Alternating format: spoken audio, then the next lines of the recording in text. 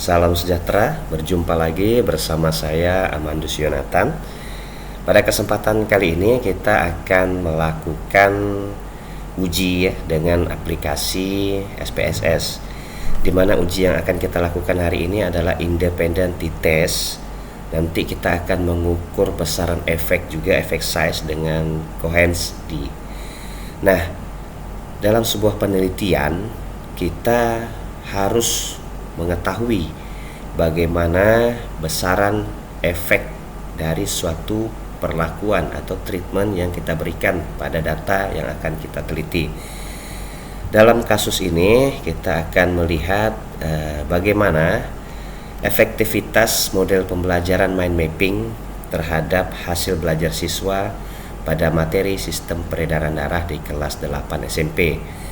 Nah, hasil pretest dan posttest yang kita lakukan pada kedua sampel sudah kita input ke dalam data SPSS.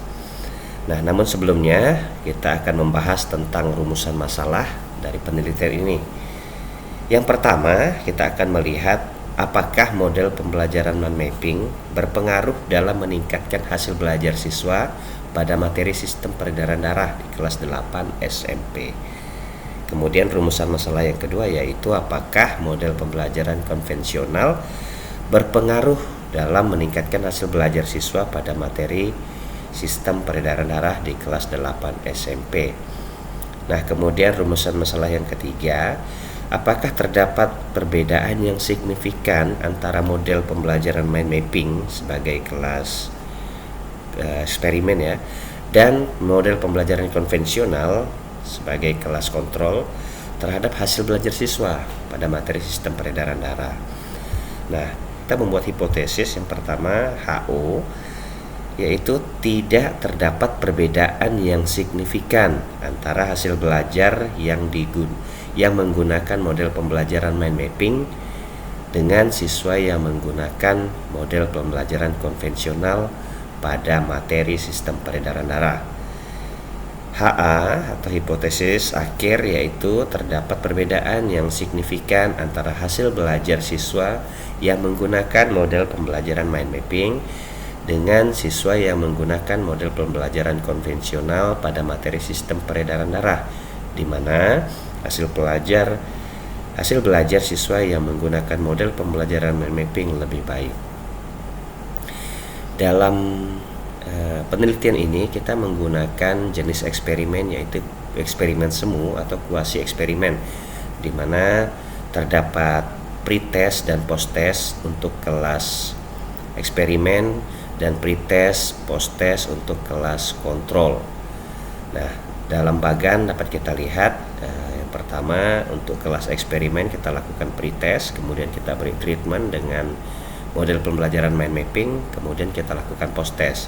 Sedangkan untuk kelas kontrol kita berikan pretest, kemudian pembelajaran konvensional seperti yang biasanya terjadi di kelas dengan model ceramah, kemudian kita berikan posttest. Nah, dalam penelitian ini dalam perhitungan kita akan melakukan 5 tahapan atau langkah-langkah pengujian.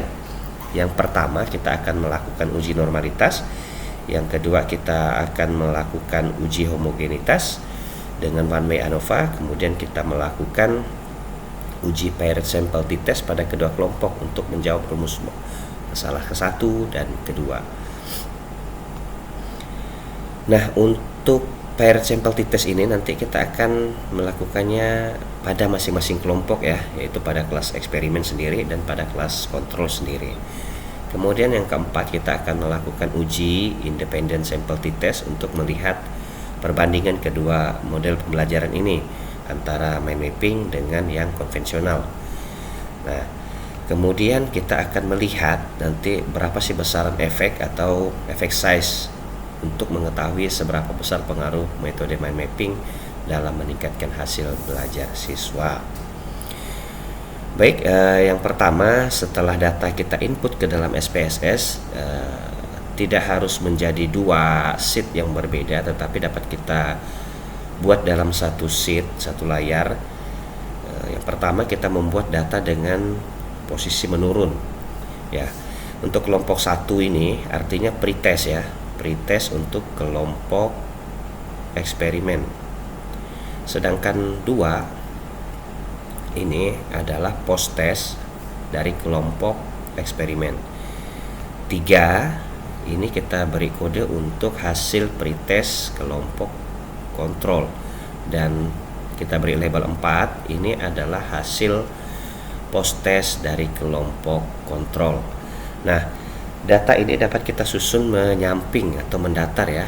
Kita bikin mendatar ke samping, dan kita beri label pretest kontrol, post test kontrol, kemudian pretest eksperimen dan post test eksperimen.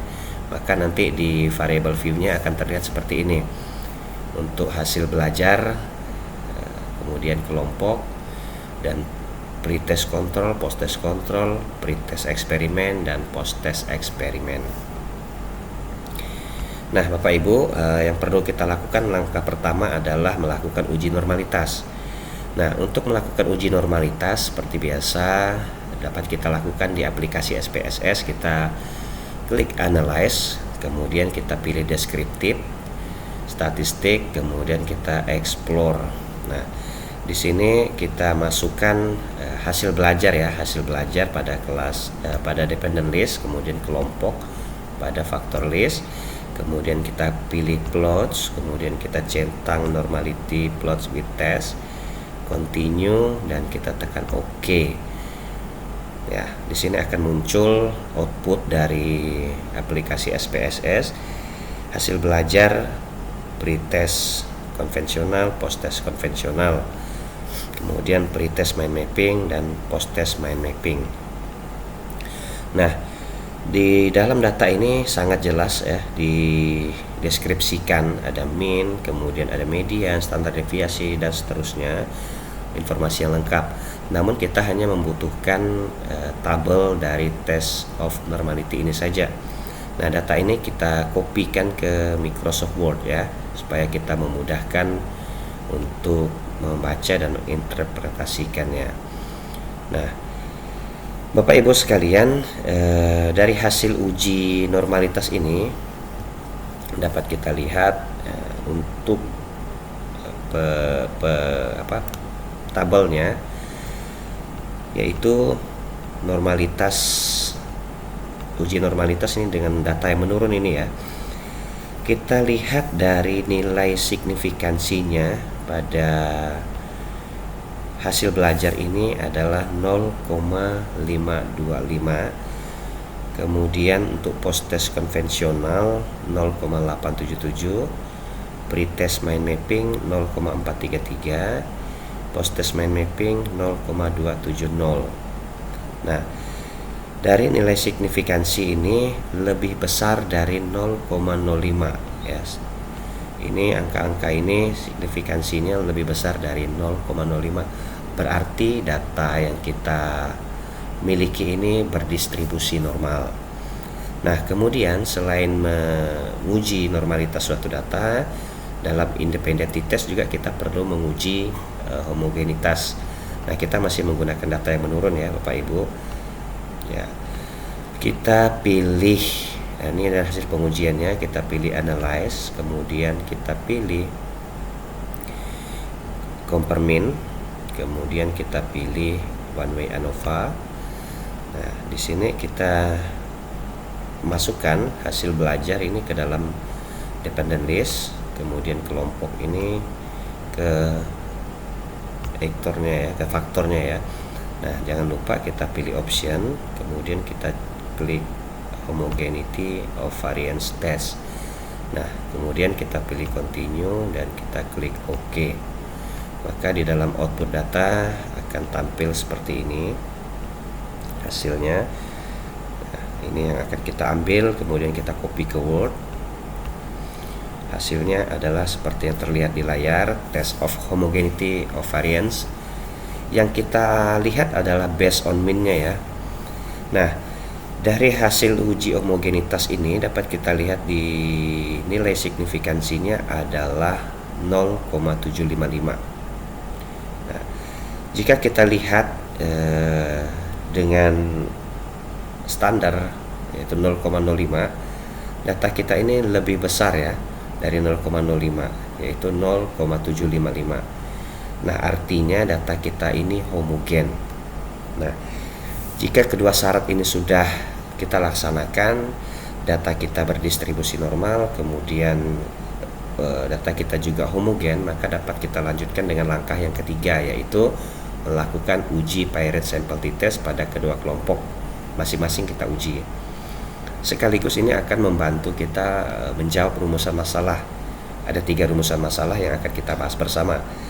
Baik, untuk melakukan uji Paired Sample T-Test, ini kita gunakan data yang mendatar di sebelah kanan di sini ya. Jadi ini data yang menurun, kemudian data ini kita buat kembali untuk data yang mendatar. Baik, yang pertama kita lakukan untuk rumusan masalah pertama. Rumusan masalah pertama, apakah model pembelajaran mind mapping berpengaruh dalam meningkatkan hasil belajar siswa pada materi sistem peredaran darah. Nah, mari kita lihat bagaimana hasilnya. Kita lakukan uji Paired Sample T-Test. Kita kembali ke sebelah kanan, kita pilih Analyze, kemudian kita pilih Compare Means, kemudian kita pilih Paired Sample T-Test. Nah, baik Bapak Ibu, kita masukkan untuk yang pertama kelas ini ya, kelas mind mapping.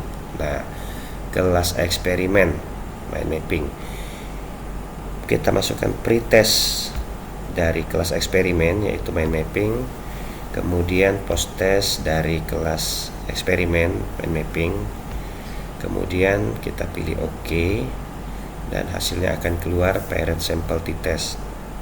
Nah, data ini akan kita kopikan ke dalam Microsoft Word ya.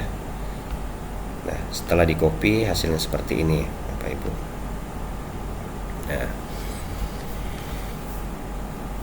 untuk nilai pretest kelas eksperimen dengan nilai minnya 61,20 dan post test di kelas eksperimen itu dengan nilai minnya 71,20. Nah, dari nilai ini dapat kita lihat bahwa terjadi peningkatan ya dari 61,20 ke 71,20. Nah, kemudian kita lihat nilai signifikansinya. Nilai signifikansinya ini 0,01. Nah, signifikansi itu Tyler 0,01 ini lebih kecil ya dari 0,05, maka data kita ini signifikan. Nah, kita interpretasikan data tersebut. Berdasarkan hasil uji Paired Sample T-Test diperoleh min pretest kelas eksperimen atau mind mapping sebesar 61,20. Nah, dapat kita lihat pada tabel. Dan min post test kelas eksperimen atau kelas mind mapping sebesar 71,20. Dengan nilai signifikansi itu Tyler sebesar 0,001.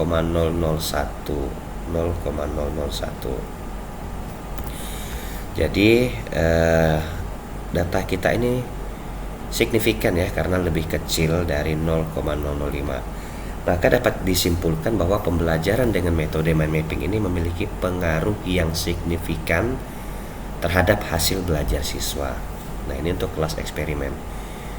Ini sudah menjawab rumusan masalah yang pertama. Rumusan masalah yang pertama, apakah model pembelajaran mind mapping berpengaruh terhadap peningkatan hasil belajar siswa pada materi sistem pelajaran peredaran darah ya.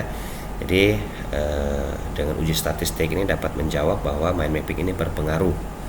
Kemudian kita akan menjawab rumusan masalah yang kedua dengan model pembelajaran konvensional. Kita lihat apakah berpengaruh atau tidak dalam meningkatkan hasil pembelajaran.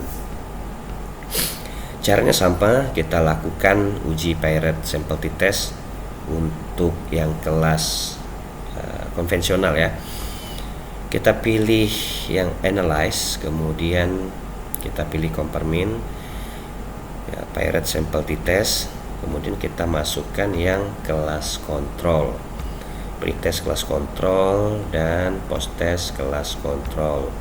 Kemudian klik OK dan hasilnya akan keluar. Kita kopikan ke Microsoft Word supaya kita memudahkan untuk menginterpretasikan dalam bentuk teks. Ya. Nah, untuk metode konvensional ini dengan output seperti yang kita lihat pada layar, nilai min antara pretest konvensional dan posttest konvensional mengalami penurunan. Pretest konvensional 65,07 sedangkan posttest konvensional 63,27. Nah, terjadi penurunan skor ya, hasil belajar. Nah, kemudian kita lihat dari signifikansi itu toiletnya dengan nilai 0,632. Ya, artinya lebih besar dari 0,05. Maka data kita ini tidak signifikan. Nah, baik, kita akan menginterpretasikannya. Yang pertama, kita lihat kembali rumusan masalahnya. Apakah model pembelajaran konvensional berpengaruh dalam meningkatkan hasil belajar siswa pada materi sistem peredaran darah? Nah, berdasarkan uji Pirate Sample T-Test pada kelas kontrol atau metode konvensional, dapat kita lihat bahwa min pretest kelas kontrol itu sebesar 65,07 dan min posttest kelas kontrol sebesar 63,27, sedangkan nilai signifikansinya 0,632, lebih besar dari standar yaitu 0,05.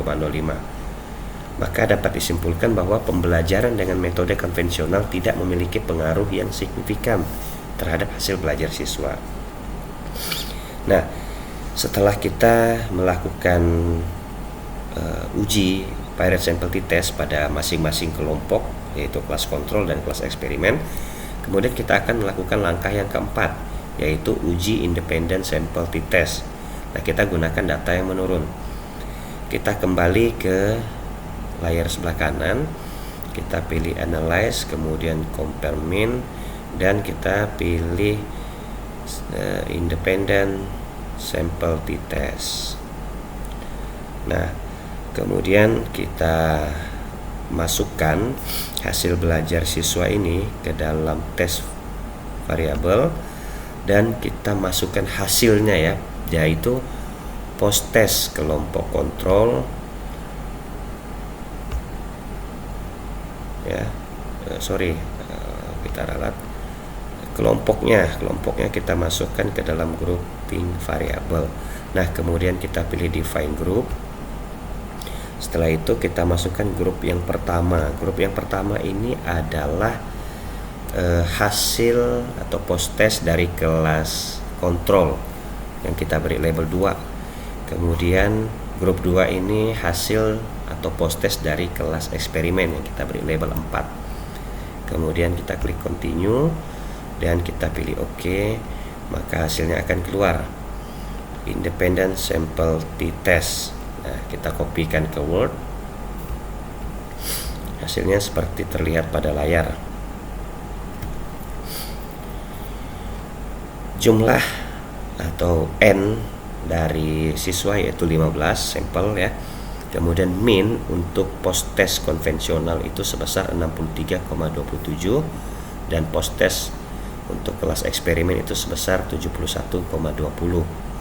Nah, standar deviasi untuk kelas konvensional 10,278 dan untuk kelas eksperimen mind mapping yaitu 8,453. Nah, kita lihat nilai signifikansi totaletnya sebesar 0,29 ya. Nah, dapat kita lihat pada layar, pada tabel bahwa lebih kecil dari 0,05. Artinya data kita ini signifikan. Nah, mari kita interpretasikan tabel tersebut. Berdasarkan hasil uji Pirate Sample T-Test diperoleh min post test kelas kontrol atau kelas konvensional sebesar 63,207. Kita lihat minnya 63,27 ya. Kemudian min post test kelas eksperimen dengan mind mapping sebesar 71,20 dengan nilai signifikansi itu toiletnya sebesar 0,029,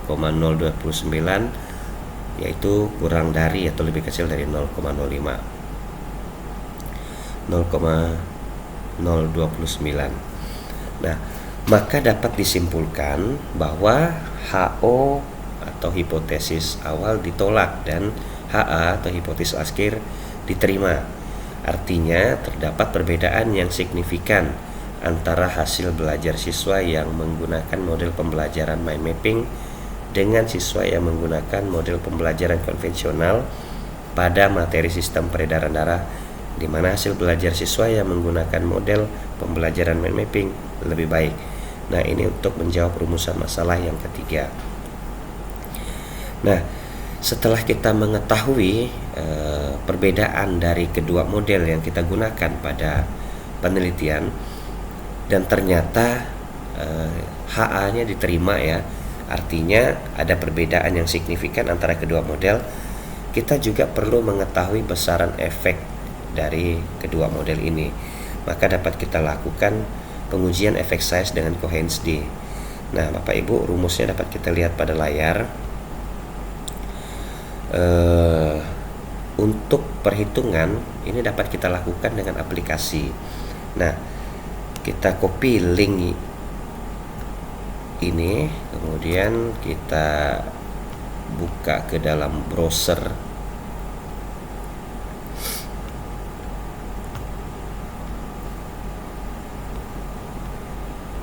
Ya, mana browser kita ini?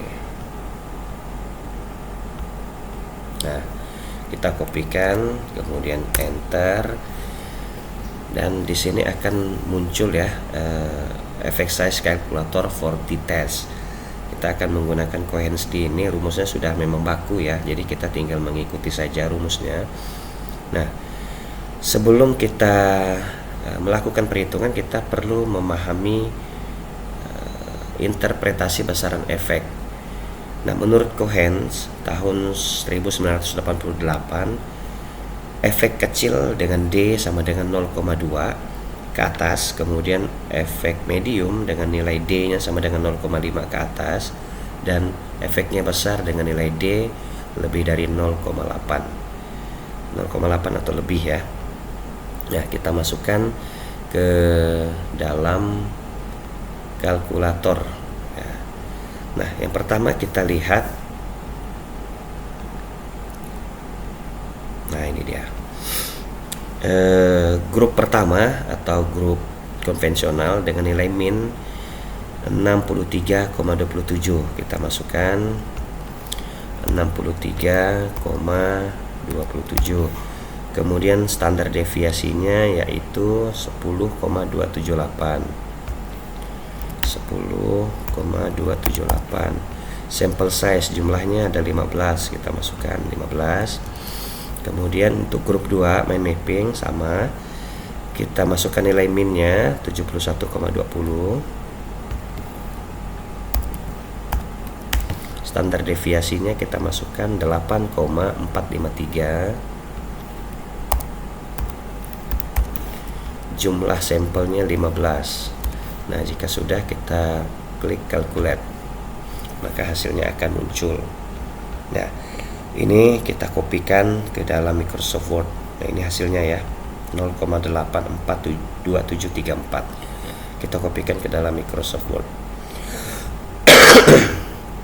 Nah, setelah kita kopikan, dapat kita interpretasikan berdasarkan hasil uji besaran efek Cohen's d, diperoleh hasil D-nya sebesar 0,842734 ya. Nah, maka dapat disimpulkan bahwa besaran efek antara kedua kelompok, yaitu kelompok kontrol dan kelompok eksperimen ini, masuk dalam kategori besar karena di antara 0,8 di sini besar, dan sedangkan hasil kita 0,84, ini lebih besar. Nah, tidak hanya dengan kalkulator ini saja, kita bisa juga melihat ya perbandingan kurva antara kedua kelompok. Kita klik link yang sudah kita siapkan, kita kopikan ke dalam browser kita. Ya, kita buka new tab, kemudian kita kopikan, kita pastekan linknya dan kita klik. Nah, interpreting Cohen's d effect size. Nah, di sini akan kita lihat nanti kurvanya ya, perbandingan efeknya. Yang berwarna hitam ini atau biru gelap ini adalah kelas kontrol, sedangkan yang biru muda ini, biru laut ini adalah kelas eksperimen setelah diberikan treatment. Kita kopikan hasilnya ya ke dalam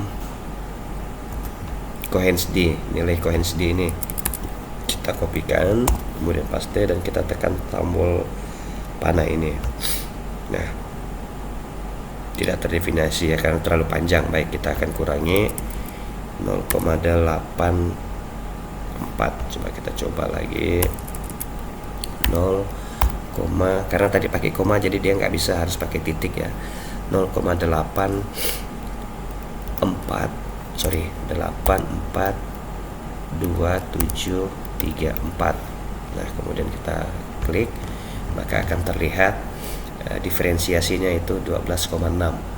Nah, ini perbedaan antara kelas kontrol dan kelas eksperimen. Baik, demikian Bapak Ibu yang dapat saya jelaskan mengenai independent t-test dan effect size Cohen's d.